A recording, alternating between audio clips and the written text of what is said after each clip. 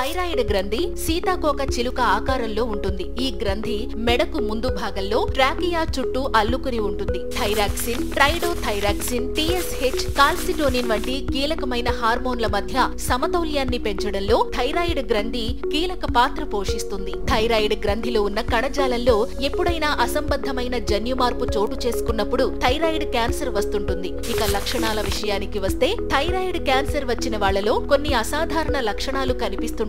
Hypothyroidism, hyper thyroidism వంటి అసాధారణ వ్యాధులు కూడా బయటపడే అవకాశం ఉంటుంది. ఇవి కాకుండా థైరాయిడ్ క్యాన్సర్ వచ్చిన వారిలో మొహం ఉబ్బడం, దీర్ఘకాలిక మలబద్ధకం, బరువు తగ్గడం, నీరసంగా ఉండడం, గొంతు మారడం, ఆడవారిలో ఋతుక్రమం దెబ్బతినడం, గొంతు వద్ద వాపు వంటివి కనిపించడం జరుగుతుంటాయి. కారణం లేకుండా ఎప్పుడైనా గొంతు మారినట్లు అనిపించినా, గొంతు దగ్గర నొప్పి కలిగినా అదే థైరాయిడ్ క్యాన్సర్ ఏమో అని అనుమానించాల్సిన అవసరం ఉంది. ఈ క్యాన్సర్ ను CT scan, MRI PET CT scan, biopsy వంటి పరీక్షల ద్వారా నిర్ధారించడం జరుగుతుంది. ఇక ఈ థైరాయిడ్ క్యాన్సర్ గురించి పెద్దగా ఆందోళన చెందాల్సిన పని లేదు. ఇక రసాయన ఆయుర్వేదంలో దీనికి చక్కటి పరిష్కారం ఉంది. థైరాయిడ్ క్యాన్సర్ ట్రీట్మెంట్ కు రసాయన వైద్యంలో అద్భుతమైన పరిష్కారాన్ని చూపిస్తోంది. ప్రకృతి మనకు ఇచ్చిన ఎన్నో రకాల మూలికలు క్యాన్సర్ చికిత్సలో ఈ రోజు అద్భుతంగా ఉపయోగపడుతూ ఉన్నాయి. వాటిని మాత్రమే ఉపయోగించి ఎన్నో రకాల రసభస్మాలతోనూ, ఎన్నో రకాల రసౌషధాలతోనూ థైరాయిడ్ క్యాన్సర్ కు తిరుగులేని వైద్యాన్ని అందించడం జరుగుతోంది. వ్యాధి పునరావృతం కాకుండా,